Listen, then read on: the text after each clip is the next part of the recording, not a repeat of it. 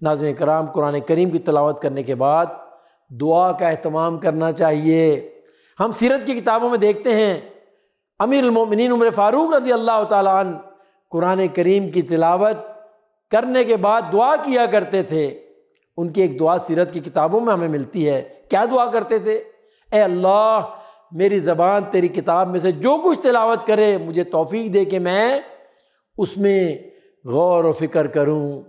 اے اللہ، مجھے اس کے مفہوم اور معنی کی معرفت بخش اور اس کے عجائبات کو پانے کی نظر عطا فرما، اور جب تک میں زندہ رہوں میں اس پر عمل کرتا رہوں، بے شک تو ہر چیز پر قادر ہے۔ اللہ اکبر۔ اللہ رب العالمین کی بارگاہ میں دعا ہے کہ اللہ تعالی ہمیں قرآن کو اسی طرح پڑھنے کی توفیق عطا فرمائے جس طرح قرآن و سنت میں ہمیں اس کی تعلیم دی گئی ہے۔ وآخر دعوانا ان الحمد للہ رب العالمین۔ صلوا